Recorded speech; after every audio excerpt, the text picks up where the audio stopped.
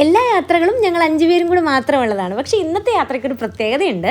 ഇത് V best എന്ന് പറയുന്ന കമ്മ്യൂണിറ്റിയുടെ ഒപ്പം ഉള്ളൊരു യാത്രയാണ്. 2 ദിവസത്തെ ഗെറ്റ് ടുഗദറാണ്. അപ്പോൾ അതിനുവേണ്ടി നമ്മൾ അതിൻ്റെ ബൈജു പാം എന്ന് പറയുന്ന ഞങ്ങളുടെ സാറുണ്ട്, അദ്ദേഹത്തിൻ്റെ വീട്ടിലെത്തി. പക്ഷേ ഇത് ബൈച്ചേട്ടനല്ല, ഇത് ഐസക് സാറാണ്. ഐസക് സാറ് ഞങ്ങളുടെ ഒരു ട്രെയിനറും ലീഡറും എല്ലാമാണ്. ഇതാണ് ബൈച്ചേട്ടൻ, വിഷൻ ബോർഡ് ട്രെയിനറാണ്. നിങ്ങൾ കുറച്ച് പേർക്കൊക്കെ അറിയാൻ പറ്റുമോ ഇദ്ദേഹത്തെ, ക്ലാസ്സൊക്കെ അറ്റൻഡ് ചെയ്തിട്ടുണ്ടാവും. ഇത് ഡിൻസ്റ്റേജ് ബൈച്ചേട്ടൻ്റെ വൈഫാണ്. അപ്പോൾ ഈ വി ബെസ്റ്റ് എന്ന് പറയുന്ന കമ്മ്യൂണിറ്റിയുടെ കൂടെ നമ്മളതിനകത്തേക്കൊന്ന് ജോയിൻ ചെയ്തിട്ട് അധികം ആയിട്ടില്ല. ഭയങ്കര സൂപ്പറായിട്ടുള്ള ഒരു കമ്മ്യൂണിറ്റി തന്നെയാണ് കേട്ടോ. അത് നമുക്ക് പറഞ്ഞു കേട്ടാൽ ചിലപ്പോൾ വിശ്വസിക്കാൻ പ്രയാസം തോന്നും. അങ്ങനെയാണ് അതിനകത്തെ കാര്യങ്ങൾ. ശരിക്കും ഭയങ്കര ഒരു ഹെവൻലി അറ്റ്മോസ്ഫിയറാണ് അതിൻ്റെ ഗ്യാതറിങ്ങുകളും മറ്റു കാര്യങ്ങളൊക്കെ. നമ്മളിങ്ങനെ പോസിറ്റീവ് ആക്കി വെക്കും. എന്ത് ടെൻഷൻ ഉണ്ടെങ്കിലും എന്ത് പ്രയാസം ഉണ്ടെങ്കിലും അതിനൊന്നും ഈ ഒരു വി ബെസ്റ്റ് കമ്മ്യൂണിറ്റിയിൽ സ്ഥാനമേ ഇല്ല. ഇത് ഞങ്ങളുടെ ജോയ് ജോൺസ് ആണ്, യോഗാചാര്യനാണ്. മുളന്തുരുത്തിയിലുള്ള ജോയ് ജോൺസാൻ്റെ വീട്ടിൽ കൊണ്ടുവന്ന് കാർ ഇട്ടിട്ടാണ് നമ്മൾ ട്രാവലറിന് യാത്ര തുടർന്നത്. അപ്പം അവിടെ നിന്ന് ഞങ്ങൾക്ക് അദ്ദേഹത്തിൻ്റെ ഭാര്യ ലിസി ടീച്ചർ പഴം പുഴുങ്ങിയതൊക്കെ തന്നിട്ടുണ്ടായിരുന്നു. ഇത് ആൽബിൻ, ഡോർഫിൻ്റെ കസിൻ്റെ ഹസ്ബൻഡാണ്. പിന്നെ നേരത്തെ കണ്ടത് ഭവിൻ, ഈ ബൈച്ചേട്ടൻ്റെ ഡിൻസ്റ്റേജിൻ്റെ മൂത്ത മോനാണ്. ഇതാണ് ലിസി ടീച്ചർ ഇതേ കണ്ടോ, പഴം പുഴുങ്ങിയതും മുട്ട പുഴുങ്ങിയതൊക്കെ എടുത്ത് ഞങ്ങളെ തീറ്റിച്ചു.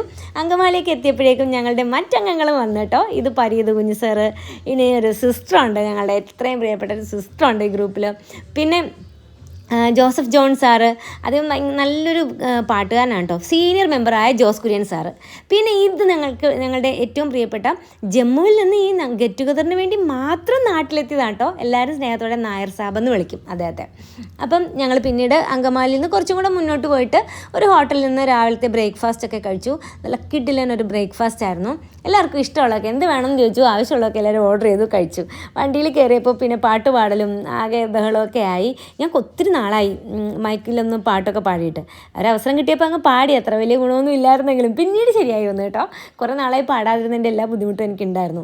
അങ്ങനെ ഞങ്ങൾ മലപ്പുറം ജില്ലയിലേക്ക് കയറിയിട്ടാണ്, സ്ഥലം എനിക്ക് കൃത്യമായിട്ട് ഓർമ്മയില്ല, ഒരു പമ്പിൽ ഒതുക്കിയിട്ട് അവിടെ ഞങ്ങളുടെ ഹോംലി ഫുഡായിരുന്നു. അതായത് നമ്മളുടെ ഗ്രൂപ്പിൽ തന്നെയുള്ള ഞങ്ങളെല്ലാം മധുവർമാജി എന്ന് വിളിക്കുന്ന മധുവർമ്മയുടെ കുടുംബം, ആ ചേട്ടൻ്റെ കുടുംബം. അദ്ദേഹത്തിൻ്റെ അച്ഛൻ വളരെ കൈപ്പുണ്യമുള്ള, പറഞ്ഞറിയാതെ കൈപ്പുണ്യമായിട്ട് എന്തൊരു ടേസ്റ്റായിരുന്നു അറിയാമോ ആ ഊണിന്. എല്ലാവരും ആസ്വദിച്ച് കഴിച്ചു. അങ്ങനെ ഊണൊക്കെ കഴിച്ച് ഇത് എവിടെയാണെന്ന് വെച്ചാൽ ഇതാണ് നമ്മുടെ റിസോർട്ടിലെ റിസപ്ഷനാണ്, അവിടുത്തെ ഡൈനിങ് ഏരിയ ആണ്. അവിടെ ഞങ്ങൾ വൈകുന്നേരം വന്നു. ചായയും അതുപോലെ കപ്പപ്പുഴുക്കും കാന്താരി മുളകും ഉള്ളി ചമ്മന്തിയൊക്കെ ഉണ്ടായിരുന്നു. കിടിലനായിരുന്നു. പക്ഷേ എനിക്ക് കഴിക്കാൻ പറ്റിയില്ല. നല്ലതാണെന്ന് പറഞ്ഞ് എല്ലാവരും എന്നെ കൊതിപ്പിച്ചു. എനിക്ക് വയറ് ഫുള്ളായിരിക്കുമായിരുന്നു അതിൻ്റെ ഇടയിലൊക്കെ ഫുഡ് കഴിച്ചിട്ടേ. അപ്പോൾ അതുകൊണ്ട് ഞാനതൊന്നും കഴിച്ചില്ല, കോഫി മാത്രം കുടിച്ചു. അപ്പോൾ അവിടെ ഈ പറഞ്ഞ നമ്മുടെ ട്രാവലിലുള്ളവർ മാത്രമല്ല, ഒത്തിരി പേരുണ്ടായിരുന്നു. പിന്നെ ഞങ്ങൾ കുറച്ച് നേരം ഈ റിസോർട്ടൊക്കെ ഇങ്ങനെ കറങ്ങി നടന്ന് കണ്ടു. നല്ലൊരു ആംബിയൻസ് ആണ്, ശരിക്കും നേച്ചർ ഫ്രണ്ട്ലി ആയിട്ടുള്ള ഒരു റിസോർട്ടാണ് കേട്ടോ ദ ഗ്രേറ്റ് ഹോൺബിൽ. അപ്പം ഞങ്ങൾ അങ്ങനെ അവിടെയൊക്കെ നടന്നൊക്കെ ഒന്ന് കണ്ടു. പിന്നെ വൈകിട്ടാകുമ്പോഴാണ് നമ്മുടെ ഈ പ്രോഗ്രാം ഇനോഗ്രേറ്റ് ചെയ്യുന്നത്. ഫ്ലാഗ് ഹോസ്റ്റിങ്ങും പിന്നെ ഞങ്ങൾക്ക് കുറച്ച് ക്യാൻഡിൽ ലൈറ്റ് ചെയ്യുന്ന ഒരു സെറമണിയൊക്കെ ഉണ്ടായിരുന്നു. ഇതാണ് നമ്മൾ താമസിച്ചൊരു കോട്ടേജ് കേട്ടോ. ഓരോ കോട്ടേജിനും താഴത്തുണ്ട് റൂംസ്, മുകളിലുണ്ട്. വളരെ സൗകര്യമൊക്കെ ഉള്ളതായിരുന്നു. നമ്മളും ബൈച്ചേട്ടനും ഞങ്ങളുടെ ഫാമിലിയും ബൈച്ചേട്ടൻ്റെ ഡിൻസേജിയും ബൈച്ചേട്ടനും നമ്മൾ ഒരുമിച്ച് ഒരു റൂമിലായിരുന്നു. തൃക്കേട്ടേന്നാണ് അവിടെ റൂമിൻ്റെ പേര്. ഓരോ നക്ഷത്രങ്ങളുടെ പേരാണ് ഓരോ റൂമിന് വിട്ടിരുന്നത്. നല്ല സൗകര്യമുള്ള റൂമാണ്, വളരെ നീറ്റായിട്ടുള്ളൊരു റൂമാണ്. ഈ വി ബെസ്റ്റ് എന്ന് പറഞ്ഞ കമ്മ്യൂണിറ്റിയെക്കുറിച്ച് ഞാൻ പറഞ്ഞില്ലല്ലോ.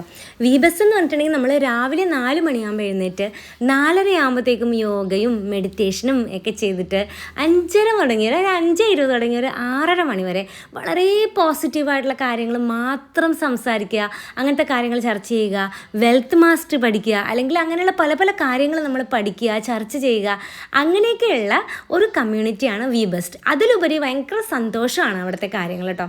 അങ്ങനെ എല്ലാവരും സന്ധ്യ ആയപ്പോൾ റെഡിയായി ഫ്രഷായി വന്നു. ഞങ്ങൾ ഫ്ലാഗ് ഹോസ്റ്റിംഗ് നടത്തി. കുറച്ച് പേര് ഉണ്ണിയേട്ടാന്നും ചിലർ ക്യാപ്റ്റനെന്നും, മറ്റുള്ളവരെല്ലാം തന്നെ ക്യാപ്റ്റൻ എന്നൊക്കെ വിളിക്കുന്നത് ഞങ്ങളുടെ RK സാറാണ് കേട്ടോ. ഇത് തുടർച്ചയായി കാലത്തെഴുന്നേറ്റ് അങ്ങനെ 1000 ദിനത്തിലേക്ക് എത്തിച്ചേരുകയാണ്. ഈ ദിനത്തിൽ ഈ സന്തോഷവേള നമുക്കെല്ലാവർക്കും ഇപ്പം കാര്യം പിടുത്തം കിട്ടിയോ എന്തിനാണ് ഗെറ്റ് ടുഗദർന്ന്? അതായത് 1000 ദിവസങ്ങൾ പൂർത്തിയാക്കിയിരിക്കുകയാണ്.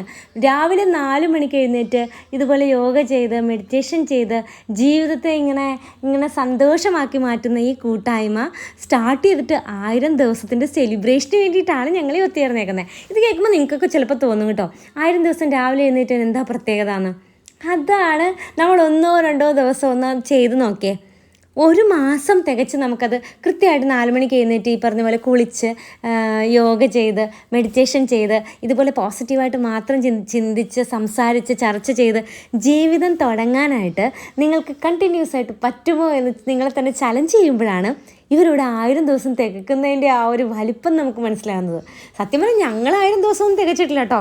ഞങ്ങൾ ഈ ഒരു ഗ്രൂപ്പിനൊപ്പം ചേർന്നിട്ടൊരു 2 ആഴ്ച ആയിട്ടുള്ളൂ. അപ്പോൾ തന്നെ നമുക്ക് അവരുടെ ആ ഒരു വൈബ് ഇങ്ങോട്ട് കിട്ടും. അതാണ് ആ ഗ്രൂപ്പിൻ്റെ ഒരു പ്രത്യേകത.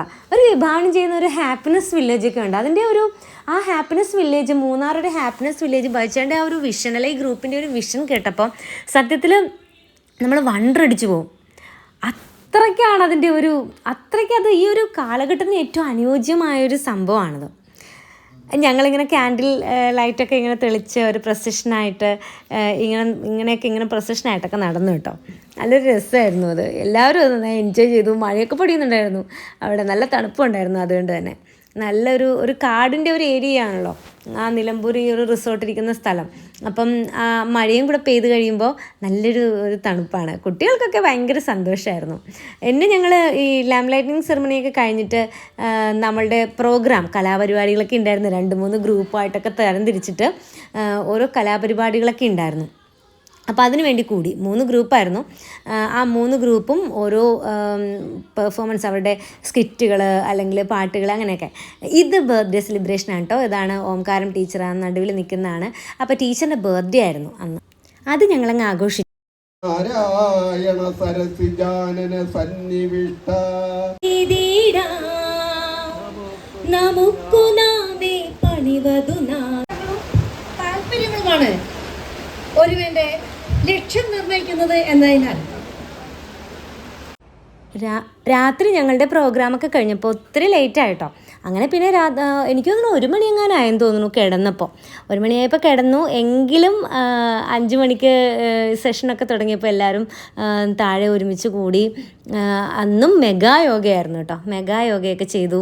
പിന്നെ ഇവർക്ക് ഈ റിസോർട്ടിന് സ്വന്തമായിട്ടൊരു വെള്ളച്ചാട്ടമുണ്ട്. വെള്ളച്ചാട്ടം തന്നെയല്ല, അതൊരു കാട്ടിൽ നിന്ന് എത്രയോ കിലോമീറ്ററിൽ അവിടെ നിന്ന് ഇങ്ങനെ ഉത്ഭവിച്ച് ഇതിലൂടെ ഒഴുകിപ്പോകുന്ന ഒരു അരുവി. അത് കാണിച്ചു തരാം കേട്ടോ. അപ്പോൾ അങ്ങോട്ടേക്കാണ് ഞങ്ങൾ ഈ പോകുന്നത്. എമ്മിക്കുട്ടി ഇങ്ങനെ കരഞ്ഞുകൊണ്ട് പുറകെ നടക്കുന്നത്. അവൾക്ക് അവിടെ പ്രൈവറ്റ് പൂളുണ്ട്, പ്രൈവറ്റ് പോണ്ടാണത്, പൂളാണത്. അപ്പം അതും നാച്ചുറലായിട്ടാണ് അവരത് റെഡിയാക്കി എടുത്തേക്കുന്നത്.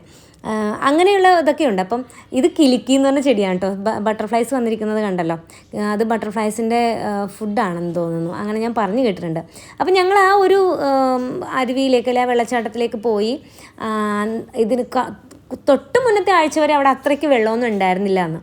പക്ഷെ നമ്മൾ ചെന്നപ്പോൾ മഴയൊക്കെ ഉണ്ടായിരുന്നല്ലോ, അതുകൊണ്ട് നല്ല വെള്ളം ഉണ്ടായിരുന്നു. ഇവിടുത്തെ ഓണറും നമ്മളുടെ ടീം അവരുടെ ഒപ്പം വരും, ചെല്ലുന്നവരുടെ ഒപ്പം വരും കേട്ടോ. അവരുടെ ഒരു സാന്നിധ്യത്തിലാണ് നമ്മളെ അവിടെ കുളിക്കാൻ അവർ കാണിച്ചു തരും സേഫായിട്ടുള്ള സ്ഥലം. അതുപോലെ തന്നെ അവർ പറയുമ്പോൾ തന്നെ കയറിക്കോളണം എന്നുള്ളൊരു ഇൻസ്ട്രക്ഷനും ഉണ്ട്. അവരെപ്പോൾ കയറാൻ പറയുന്നു അപ്പോൾ നമ്മൾ കയറിയേക്കണം. അപ്പോൾ ഫ്ലാഷ് ഫ്ലഡോ അങ്ങനെ എന്തൊക്കെയോ സംഭവിക്കും, അങ്ങനെയുള്ള കാര്യങ്ങളൊക്കെ ഇങ്ങനെ ഒരു ഇൻസ്ട്രക്ഷനായിട്ട് പറഞ്ഞു തന്നു. എന്തായാലും എല്ലാവരും നന്നായിട്ട് എൻജോയ് ചെയ്തു കേട്ടോ. ഭയങ്കര രസമായിരുന്നു. ലൈഫിൽ ആദ്യമായിട്ടാണ് ഞാനിങ്ങനെ വെള്ളത്തിലിങ്ങനെ എന്താ പറയുക കുറച്ച് നേരം ഇങ്ങനെ മുങ്ങിയൊക്കെ കുളിക്കുന്നത്.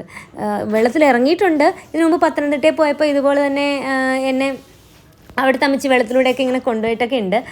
എന്നാലും അത് വളരെ പേടിയോടുകൂടി ഇങ്ങനെ അങ്ങ് പോയി തീർന്നു. ഇത് ഞാൻ കുറേ തവണ ഇങ്ങനെ അവർ ഹെൽപ്പ് ചെയ്തു വെള്ളത്തിൽ മുങ്ങാനും ഒക്കെ ആയിട്ട്. എല്ലാവരും നന്നായിട്ട് എൻജോയ് ചെയ്തു. വളരെ രസമുള്ള നമ്മളുടെ എല്ലാ ടെൻഷൻസിനെയൊക്കെ മാറ്റിക്കളയുന്ന കുറച്ച് ദിവസങ്ങളായിരുന്നു നമുക്ക് കിട്ടിയത്. 2 ദിവസം. അത് ഒരിക്കലും വെറുതെ ആയ 2 ദിവസങ്ങളായിരുന്നില്ല. ജീവിതത്തിലെന്നും പിള്ളേർക്കും നിങ്ങളുടെ കൂടെ ഉണ്ടായിരുന്ന കുട്ടികളെല്ലാവരും അത് ഓർത്തിരിക്കും. അങ്ങനെയുള്ള ഒരു ദിവസമായിരുന്നു. ഡോൾഫിനൊക്കെ നോക്കിയേ കണ്ടോ, വെള്ളത്തിലങ്ങ് അർമാദിക്കുകയായിരുന്നു എല്ലാം. ഇതാ ഞാൻ പറഞ്ഞത്, ഇത് അർജുനാണ്. അപ്പം അർജുൻ എനിക്ക് പേടിയാണ് ഇങ്ങനെ വെള്ളത്തിൽ ഇറങ്ങാനും ചെയ്യാനൊക്കെ. അപ്പോൾ ഇങ്ങനെ കുറേ ഹെൽപ്പ് ചെയ്ത് ആ ഒരു പേടിയൊക്കെ ഇങ്ങനെ മാറ്റി.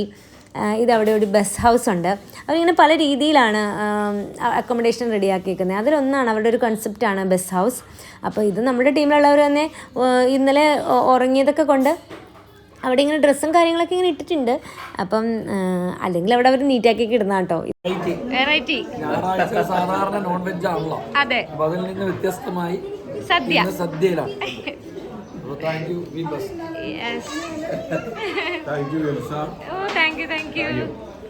എല്ലാവരും ഒരുമിച്ചിരുന്ന് ഈ ഫുഡ് കഴിക്കുന്നത് തന്നെ എന്തൊരു സന്തോഷമുള്ള കാര്യമാണ്. ഇവിടെയും നമ്മളുടെ മധുവർമാജിയുടെ അച്ഛൻ്റെ സ്പെഷ്യൽ പാലട പായസം ഉണ്ടായിരുന്നു കേട്ടോ.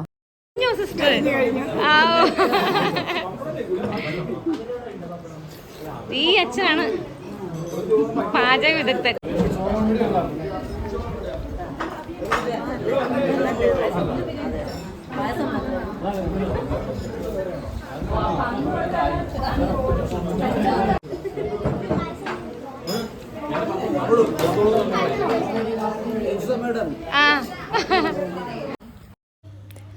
ഈ താഴെ കാണുന്നത് രുദ്രാക്ഷമാണ്. രുദ്രാക്ഷത്തിൻ്റെ ആ ഒരു കായകളാണ്. കുറേ പേരൊക്കെ എല്ലാം കണ്ടു കാണുന്നതും അതിവിടെ ഉണ്ട്. അപ്പം ഞാൻ മാത്രമല്ല, കുറേ പേര് അതൊക്കെ എടുത്ത് താഴെ വീണ് കിടക്കുവാണല്ലോ. അപ്പോൾ അതെടുത്തിട്ട് അതിങ്ങനെ നമ്മളിതേ കണ്ടോ, അതിൻ്റെ മീതെയുള്ള സംഭവം ഇങ്ങനെ തെറ്റിച്ചതിങ്ങ് കളഞ്ഞു കഴിയുമ്പോഴാണ് അതിൻ്റെ ഉള്ളിലാണ് രുദ്രാക്ഷം ഉള്ളത്. ഇത് കഴുകിയെടുക്കുമ്പോൾ ശരിക്കും ആ രുദ്രാക്ഷത്തിൻ്റെ ഷേപ്പോട് കൂടിയിട്ട് ആ ഒരു കായ വരും കേട്ടോ. ഇതാണ് ആ മരം. അപ്പോൾ താഴെ ഒരുപാട് വീണ് കിടക്കുന്നുണ്ടായിരുന്നു. പിന്നെ ഞങ്ങളൊരു കാര്യം ചെയ്തത്, നമ്മളുടെ ഈ ഒരു 1000 ഡേ സെലിബ്രേഷൻ്റെ ആ ഒരു ഓർമ്മയ്ക്ക് വേണ്ടി അവരോട് അനുവാദം ചോദിച്ചിട്ട് അവിടെ ഒരു അവക്കാഡോൻ്റെ ഒരു തൈ വെച്ചു കേട്ടോ. അവക്കാഡോ തൈ നമ്മൾ കൊണ്ടുവന്ന് വെച്ചു. എല്ലാവരും ഭയങ്കര ഇൻട്രസ്റ്റിംഗ് ആയിട്ട്. അത് മാത്രമല്ല, തൈ വെച്ചാൽ മാത്രം പോരാ, നമ്മളത് ഇടയ്ക്കിനി വരുമ്പോൾ നോക്കണം എന്തോരം ആയി എന്നൊക്കെ, അത് ചെക്ക് ചെയ്യണം എന്നൊക്കെ പറഞ്ഞിട്ട് അതെല്ലാവരും അതേക്കുറിച്ച് സംസാരിക്കുമായിരുന്നു. വെച്ചാൽ മാത്രം പോരല്ലോ മരങ്ങൾ, നമ്മൾ അവരെ നോക്കാൻ കൂടി വേണമല്ലോ, സംരക്ഷിക്കണമല്ലോ. അപ്പോൾ ജോയ് ജോൺ സാറും ലിസി ടീച്ചറും അതുപോലെ ഞങ്ങളുടെ ശ്രീദേവി കൂടെയാണ്. അവർ 3 പേരുമാണ്. ആ ഒരു കുഴി അവിടെ ആരും എടുത്തിട്ടിട്ടുണ്ടായിരുന്നു. അതിനുശേഷം അതൊക്കെ എന്താ പറയുക, അതിൻ്റെ മണ്ണൊക്കെ റെഡിയാക്കി അതിൻ്റെ കവറൊക്കെ പൊളിച്ച് അതൊക്കെ വെച്ചു. ഞങ്ങളങ്ങനെ അന്നത്തെ 2 ദിവസം ഞങ്ങൾ വളരെ മെമ്മറബിളാക്കി മാറ്റി കേട്ടോ. കണ്ടോ, ഞങ്ങളുടെ ബാനറൊക്കെ കൊണ്ടുവന്ന് വെച്ചിട്ട് നമ്മൾ ഫോട്ടോയൊക്കെ എടുത്തു. ഒരിക്കലും മറക്കാത്ത 2 നല്ല ദിവസങ്ങളാണ് ഞങ്ങൾക്കും കിട്ടിയത്.